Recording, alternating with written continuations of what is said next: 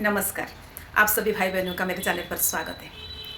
आज का जो वीडियो है बहुत ही महत्वपूर्ण है, क्योंकि आज हम चर्चा करेंगे समाधि के बारे में। समाधि कैसे प्राप्त की जाती है। यदि आप योग साधक, योग सूत्र में श्रद्धा रखते हैं या योगा सब्जेक्ट में एमए या यूजीसी नेट की तैयारी कर रहे हैं, आज की वीडियो आपके लिए बहुत ही ज़्यादा लाभकारी होगा। हम चर्चा कर रहे थे समाधिपाद के 47 सूत्र के बारे में। इससे पहले हमने सविचार और निर्विचार समाधि के बारे में चर्चा की।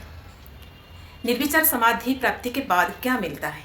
47 सूत्र में कहा गया है, निर्विचार विशारदे आध्यात्म प्रसाद। निर्विचार, निर्विचार का मतलब विचार रहित, जब विचार शून्य हो जाता है। विशारदे, विशारद हो जाना, एक्सपर्ट हो जाना, पक्का हो जाना।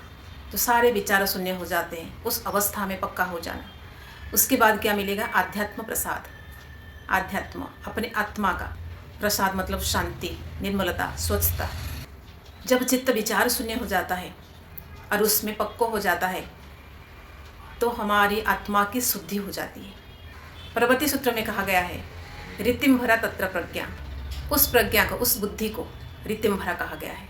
ऋतिम भरा मतलब सत्य को जानने वाला, जिसमें सिर्फ सच ही सच दिखाई देता है, सत्य ही सत्य होता है, मिथ्या का कोई स्थान नहीं होता। जब बुद्धि बिल्कुल निर्मल हो जाती है तो सिर्फ सत्य का ज्ञान रहता है। परवर्ती सूत्र में कहा गया है, श्रुतानुमान प्रज्ञाभ्याम अन्य विषया विशेषार्थत्वात्। श्रुतानुमान, श्रुता मतलब हम जो श्रवण करने योग्य जो बातें हैं, सुने हुए और अनुमान लगाए हुए जो बातें जानते हैं, उससे ये विषय अन्य है। कौन सा विषय, ऋतिभरा प्रज्ञा। जो ऋतिभरा प्रज्ञा है ये अन्य विषय से अलग है, विशेष है वो। क्यों? क्योंकि जब हम सुने हुए, कोई भी सुने हुए बातें हैं, हमने वेद से, शास्त्र से, पुराण से कहीं पर कुछ पढ़ा है, आप्त पुरुष से सुना है, हमारे मन में एक हमने सोच रखा है, या तो हमने अनुमान लगाया है, किसी भी विषय से हमने अनुमान लगाया है। एक उदाहरण के लिए बताती हूँ, जैसे ईश्वर के बारे में हमने कहीं पढ़ा है, उसको हम इमेजिन कर रहे हैं, अनुमान कर रहे हैं, अनुमान लगा रहे हैं, ईश्वर ऐसे होंगे, ईश्वर ऐसे दिखते होंगे। चाहे हमने पढ़ा है, सुना है या अनुमान लगा है, वो जो ज्ञान होता है, वो जो बुद्धि होती है, ऋतिम भरा प्रज्ञा या ऋतिम भरा बुद्धि, उससे अलग है। जब बुद्धि निर्मल हो जाती है, जो चीज़ें साफ दिखाई देते हैं, जो सत्य का ज्ञान हो जाता है, तब ये देखे हुए, सुने हुए या अनुमान लगा हुए विषय से वो बहुत ही अलग होता है, भिन्न होता है। सूत्र संख्या 50, इसमें लिखा गया है, तज्जः संस्कारो अन्य संस्कारो प्रतिबंधी। अर्थात उससे जो संस्कार उत्पन्न होता है, ऋतिम भरा प्रज्ञा से जो संस्कार उत्पन्न होता है, वो अन्य संस्कारों को रोक लेता है। संस्कार क्या है?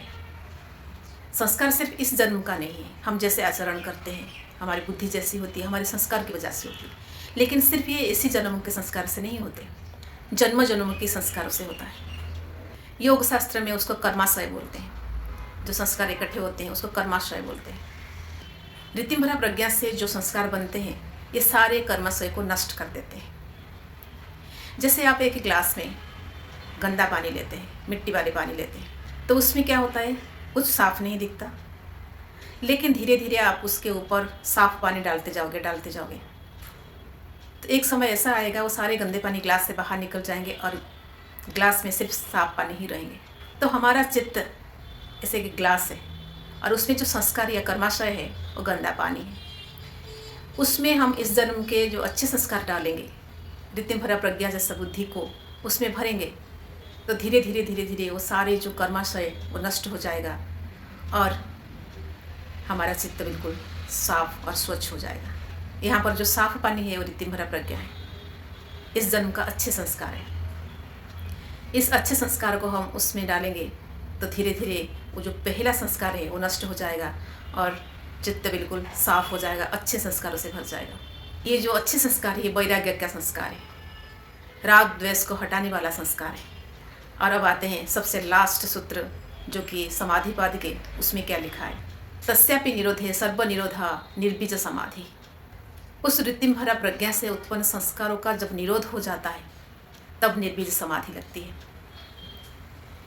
क्योंकि ऋतिम भरा प्रज्ञा जब तक रहता है तब तक एक बीज रहता है।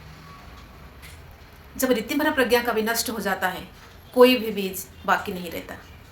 तब वो निर्बीज समाधि हो जाती है।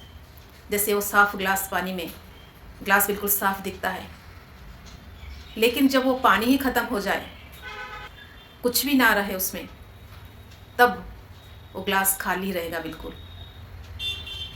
और एक उदाहरण देती हूँ। जैसे आपके एक घर में बहुत सारे सामान पड़े हैं, धूल मिट्टी है, आपने एक झाड़ू की मदद से उसकी सारे सफाई की, सारे सामान हटा दिया, सारे धूल मिट्टी हटा दिए, सफाई की, लेकिन वो झाड़ू को उस घर में रख दी। जब वो झाड़ू ही उस घर से हटा दिए, पूरा कमरा ही साफ हो जाएगा और उसमें कुछ भी बाकी नहीं रहेगा। तो वैसे ही जब सारे संस्कार, राग द्वेष वाले संस्कार, उसका नष्ट करके रीतिभरा प्रज्ञा का संस्कार रहता है, उसके बाद रीतिभरा प्रज्ञा से उत्पन्न संस्कार भी नष्ट हो जाते हैं, तब निर्बीज समाधि होती है। इसी अवस्था को कैवल्य अवस्था बोलते हैं। समाधिपाद में समाधि के बारे में चर्चा की गई है। समाधि क्या है, हमको निर्बीज समाधि तक कैसे पहुंचना है, इस सब के बारे में दर्शाया गया है। यहाँ पर समाधिपाद का समाप्ति होती है। जो योगा सब्जेक्ट में नेट की तैयारी कर रहे होंगे उनके लिए दोबारा रिवाइज कर देती हूँ। हमने समाधिपाद में क्या पढ़ा?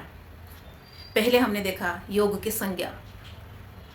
योग की संज्ञा में द्वितीय सूत्र में लिखा गया है योगस् चित्तवृत्ति निरोध। चित्तवृत्ति का निरोध करना ही योग है। और ये चित्तवृत्ति क्या है? 5 चित्तवृत्तियाँ हैं। प्रमाण, विपर्य, विकल्प, निद्रा और स्मृति। और चित्तवृत्ति को कैसे निरोध किया जाए? अभ्यास और वैराग्य से।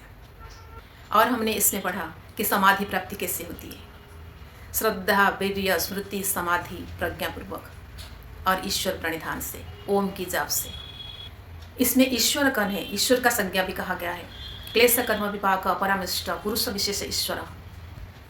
इसमें अंतराय या चित्त विक्षेप और विक्षेप सहभोग के बारे में भी लिखा गया है। चित्त को कैसे शांत किया जाए, स्थिर किया जाए, इसके बारे में भी चर्चा है। चित्त प्रसादनम, चित्त प्रसादनम में आता है मैत्री, करुणा, मुदिता, उपेक्षणम। और प्राणायाम से चित्त को स्थिर रखा जा सकता है।